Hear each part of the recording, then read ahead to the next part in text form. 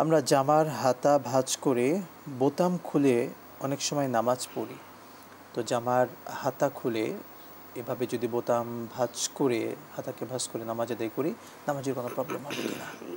ধন্যবাদ আপনাকে, জাযাকাল্লাহ হাসানাল জাযা। অত্যন্ত গুরুত্বপূর্ণ একটি প্রশ্ন আপনি আমাদেরকে জিজ্ঞেস করেছেন, জানতে চেয়েছেন।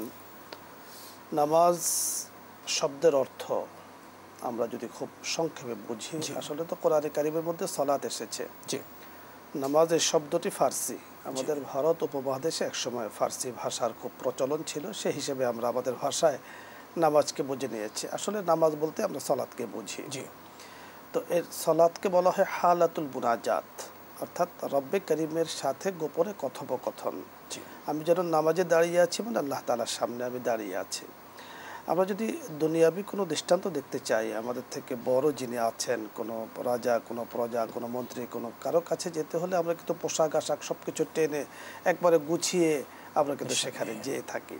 তো সেক্ষেত্রে এগুলো তো কোনো উপমা চলে না, এর থেকে হাজার লক্ষ কোটি গুণ বেশি গুরুত্বপূর্ণ হলো নামাজ। যে আমি রব্বে কারিমের সামনে দাঁড়িয়ে আছি, আমি কথা বলছি এবং ওনার সাথে বিভিন্ন কথাবার্তা বলছি। কারণ আমি যখন বলি আলহামদুলিল্লাহ, উনি বলেন হামিদানি আব্দি, আমার বান্দা আমার প্রশংসা করছে, তার মানে কথোপকথন চলছে।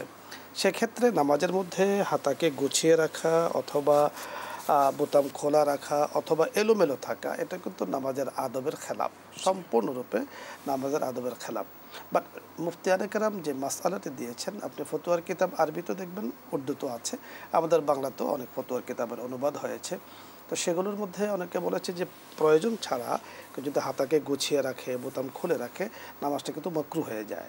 নামাজের যে বিধান, অর্থাৎ মকরু বলতে হলো সবটা কিছুটা কমে যায়। নামাজ হবে না এরকম না, নামাজ হবে, বাট এটা উচিত নয়। আদবের খেলাপ নামাজের মধ্যে কোনো কাজ করা, সেটা কিন্তু মাকরু। আবার মাকরু দুই ধরনের আছে, একটা হলো মাকরু তাহরিমি, হারামের কাছাকাছি, আর এটা হলো মাকরুহে তানজিহি, এটা হলো নর্মাল মাকরু যেটা বলো, ওই নর্মাল মাকরুটা কিন্তু হয়ে যাবে যদি কেউ হাতাকে এভাবে গুছিয়ে রাখে, অথবা কি বলে নিচে লুঙ্গি অথবা কিছু পড়েছে সেটাও গুছিয়ে রাখলো। এই ধরনের প্রয়োজন ছাড়া এগুলো আসলে নামাজের মধ্যে উচিত নয়। শুকরান, জাযাকাল্লাহ। শেখ, আমরা আরেকটি প্রশ্ন নিচ্ছি।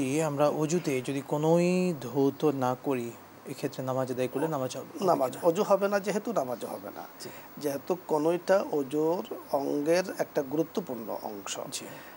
আল্লাহ তাআলা কোরআনে কারিমের মধ্যে যে আয়াত নাযিল করেছেন, ফাগসিলু ওয়ুজুহাকুম ওয়া আইদিয়াকুম ইলাল মারাফিক, তোমরা তোমাদের হাতকে মারাফিক অর্থাৎ কনুই গিরা সহ ধৌত করা। তার মানে অজুর যে অংশ, আমার অঙ্গুলির মাথা থেকে নিয়ে কনুই গিরার এই পর্যন্ত হলো অংশ, এ পুরোটাই ধৌত করতে হবে। এখানে কোনো অংশ যদি শুকনা থাকে অজুটা পরিপূর্ণ হবে না, আর অসম্পূর্ণ অজু দ্বারা নামাজ পড়লে সে নামাজও হবে না, কারণ আমার তো অজু আগে শর্ত। আপনি জানেন যে অজুটা হলো ইবাদতে গায়রে মাকসুদা, মানে অজুর মাধ্যমে সালাত আদায় করা হয়। এখন যদি অজুই না হয় তো নামাজ হওয়ার তো প্রশ্নই আসে না।